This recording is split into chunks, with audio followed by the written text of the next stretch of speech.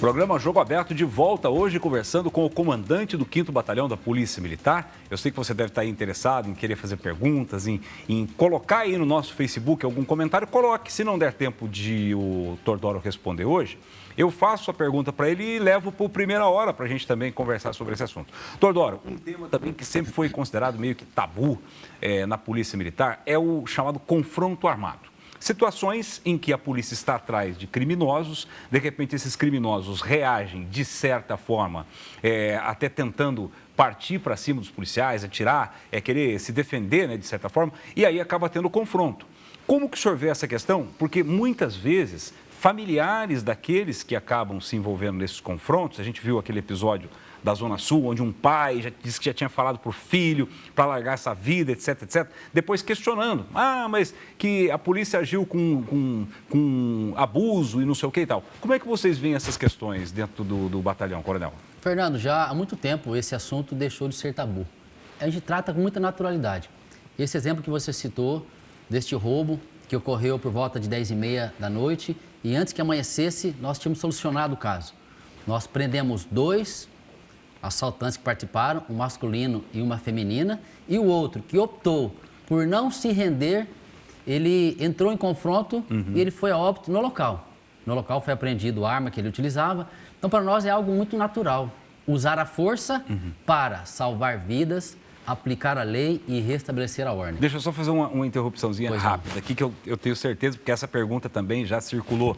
O fato da vítima daquele roubo ter sido uma policial parece que mexe com toda a tropa, embora nem toda ela esteja ali, mas a polícia age com mais empenho pelo fato de ser uma policial, por estar agredindo um servidor público ou uma servidora pública, e a instituição Polícia Militar, ou o tratamento é o mesmo se fosse qualquer cidadão?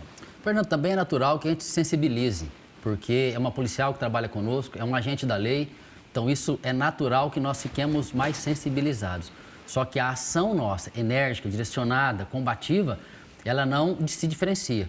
Mas, como eu disse e repito, não tem como nós não nos sensibilizarmos quando é um policial militar ou uma policial militar que é vítima de um crime. Então, isso para nós é muito tranquilo de ser tratado em qualquer ambiente.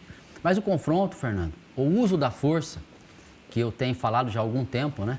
E eu falo com muita tranquilidade sobre isso em qualquer ambiente, para policiais militares mais novos, mais antigos, nós não temos só o direito de usar a força, nós temos o dever de usar a força, Fernando, para salvar vidas, aplicar a lei e restabelecer a ordem.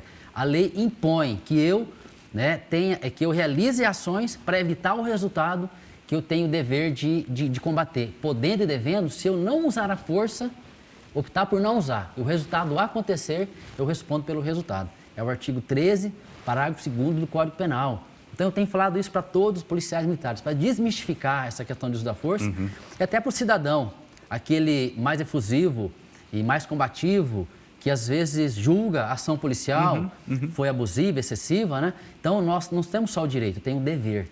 Mas eu tenho o dever por qual motivo? Para salvar vidas de outras pessoas, a minha ou do meu parceiro. Coronel. Então, isso para nós é muito tranquilo e falamos com muita naturalidade. E é verdade que qualquer que seja a situação do confronto, havendo uma vítima, ainda que a vítima seja um criminoso, esse policial ou o grupo ali envolvido, ele é submetido a um tratamento psicológico, é afastado das atividades de rua, responde processo do mesmo jeito? Como é que funciona essa parte regimental ali dentro do batalhão? Existe o protocolo, Fernando. Nós temos que isolar o local, chamar as equipes especializadas, criminalística, polícia civil, nós temos que informar a corregedoria, nós temos que informar o Ministério Público desse fato que aconteceu, e esse fato ele é apurado no inquérito policial militar, para verificar se a ação da equipe, dos policiais ou do policial foi naquilo que está dentro do aspecto legal. E no que respeita à saúde física e mental dele, eles são separados do contexto naquele momento e por alguns dias eles são separados e são apresentados a um profissional de psicologia para passar por uma avaliação, por uma consulta, né? A gente fala um bate-papo, numa linguagem mais informal, para que ele seja avaliado e possa ali, né, bater um papo com a psicóloga ou com o psicólogo, para que ele possa falar alguma coisa que ele queira falar sobre aquele evento. Então, isso é sim um protocolo nosso, isso é adotado em todas as situações que ocorrem em confronto armado e que o policial militar usa a força.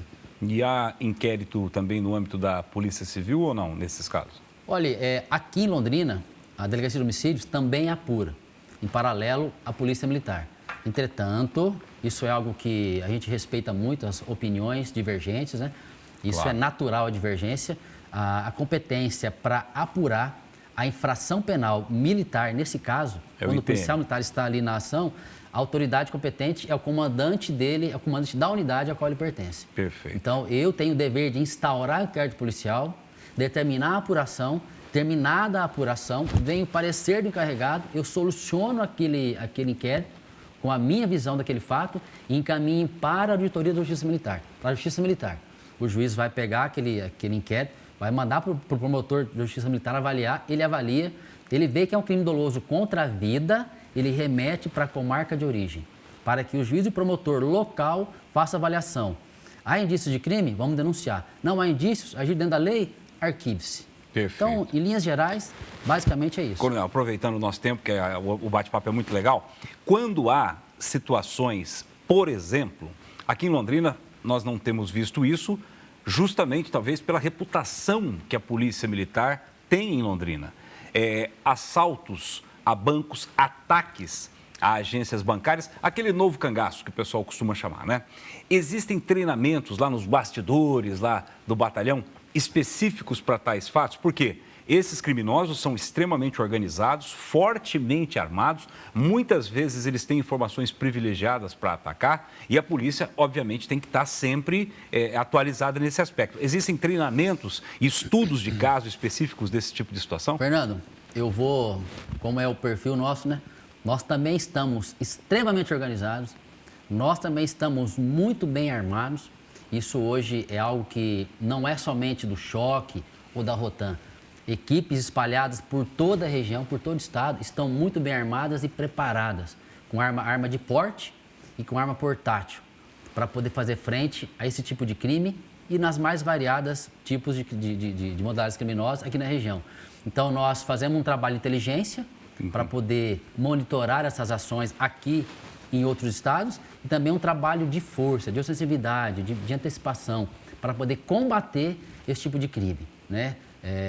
Tentando nos antecipar e evitar que aconteça, para que quando acontecer, como ocorreu em outras regiões, nós possamos fazer o combate firme e enérgico e ir até o último homem que participou, como tem acontecido.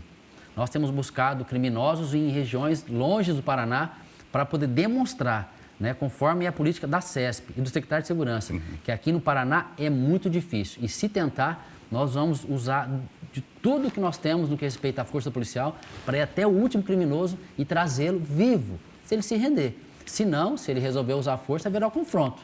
Então, ele pode se lesionar ou ele pode vir a óbito. Mas tudo, Fernando, nos parâmetros legais. Outra coisa, Coronel, que é muito importante dentro desse contexto que a gente está falando de preparo e etc. O número de policiais hoje no batalhão, pelo tamanho que Londrina está, uma região metropolitana, existe aí uma sinergia, né, com outras forças e tudo mais. É suficiente ou nós estamos dentro daquela proporção, população, né, habitantes, policiais, estamos dentro dessa proporção?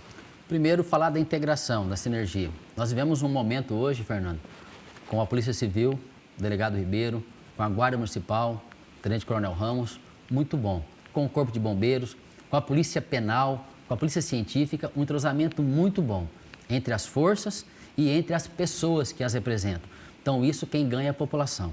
Nós falamos pelo WhatsApp, nós falamos pessoalmente, nós falamos por protocolo, tudo de maneira o mais simples possível e informal, para poder entregar logo para a população o serviço que ela precisa e merece. Com relação à defasagem, a defasagem ela existe desde sempre.